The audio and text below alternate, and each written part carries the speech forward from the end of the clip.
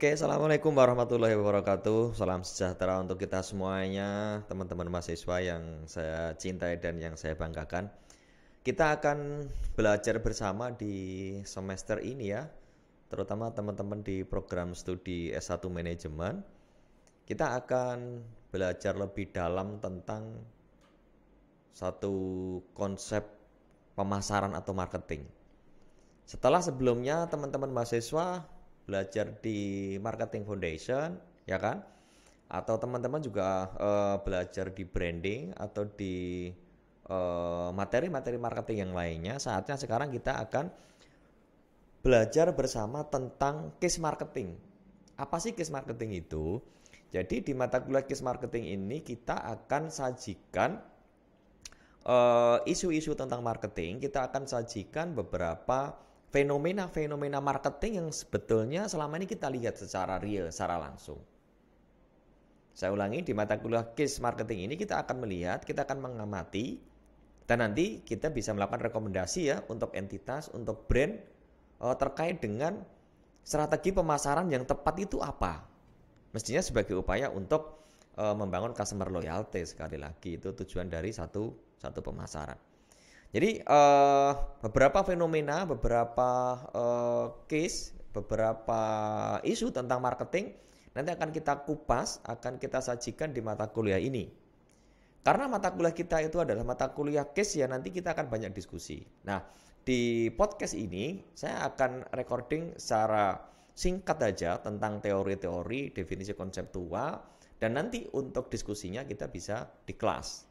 Sehingga silakan teman-teman gunakan kesempatan ini untuk belajar dulu, minimal ngerti tentang fondasi dari teorinya, baru nanti kita punya bekal untuk diskusi di kelas, untuk membahas tentang kasus, untuk membahas tentang fenomena, dan kita akan ngerti, oh kalau fenomena ini ternyata ini adalah turunan dari ilmu marketing apa sih, seperti itu. Ini di mata kuliah case marketing bersama saya Budi Istianto. Nah, mata kuliah case marketing ini learning outcome-nya luar yang diharapkan itu mahasiswa akan mampu menganalisa konsep dan strategi pemasaran. Jadi para praktisi pemasaran itu dia sudah menerapkan berbagai macam strategi pemasaran.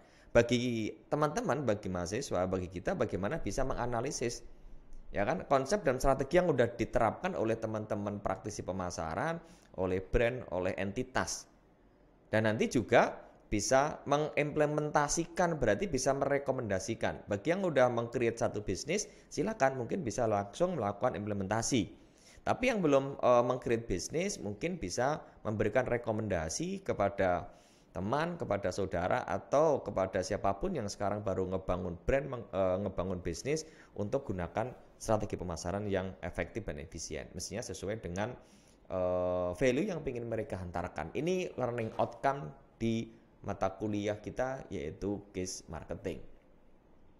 Nah, selama satu semester kita akan coba sajikan, kita akan diskusikan juga nanti di kelas secara bareng-bareng beberapa fenomena yang ada di sekitar kita terkait dengan fenomena pemasaran. Yang pertama, fenomena yang akan kita bahas, fenomena yang akan kita diskusikan adalah tentang fenomena in film advertising. Ya. Saya ulangi, yang pertama kita akan bahas tentang fenomena in film advertising. Kenapa ini kita bahas? Karena ada satu tren kecenderungan bahwa kepercayaan atau trust konsumen terhadap iklan mulai turun ya. Saya ulangi, trust dari konsumen terhadap iklan mulai turun. Padahal iklan merupakan salah satu tools, iklan merupakan salah satu cara untuk ngebangun awareness sampai nanti membangun database pelanggan-pelanggan yang loyal. Terus kalau itu mengalami penurunan, apa yang harus dilakukan oleh teman-teman praktisi pemasaran? Berarti memang harus meng-create satu strategi iklan yang baru. Bukan lagi pakai iklan yang udah mulai mengalami penurunan. Harus ngebangun satu iklan yang baru sehingga iklan yang di-create itu akan mampu membangun awareness sampai nanti mengkonversi kepada keputusan pembelian dan akhirnya mereka bisa loyal. Nah, Salah satu yang bisa di-create adalah dengan in-film advertising. Apa dan bagaimana? Contohnya apa? Contohnya siapa? Entitas siapa yang sudah menggunakan ini nanti akan kita bahas di kelas ya. Yang kedua kita akan bahas tentang maskot marketing. Sama sih, maskot marketing ini juga satu upaya yang dilakukan oleh entitas, yang dilakukan oleh brand untuk membangun awareness juga. Membangun awareness. Banyak entitas yang menggunakan maskot ini. Meskipun ada satu riset yang mengatakan bahwa dengan menggunakan strategi maskot marketing udah mulai ditinggalkan. Nanti kita akan coba kaji apa yang dilakukan oleh McD. McD udah mulai tinggalkan si Ronald. Dia udah gunakan strategi yang lain sebagai upaya untuk mengganti maskot marketing yang pernah dipakai. Ada yang sebut maskot marketing ini dengan brand maskot ya, dengan brand maskot.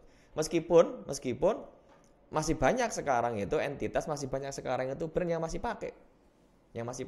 Jadi bukan berarti ketika McD udah mulai kurangi gunakan maskot marketing berarti nggak efektif untuk secara keseluruhan entitas, enggak. Tinggal kita lihat nanti produknya apa, value yang ingin diantarkan itu apa, termasuk customer segmentasinya itu siapa. Apakah masih tepat, apakah masih sesuai ketika gunakan maskot marketing. Yang ketiga, kita akan membahas bersama-sama, kita akan mendiskusikan tentang teori hoteling. Ya. Apa sih teori hoteling ya? Teori hoteling atau hoteling model.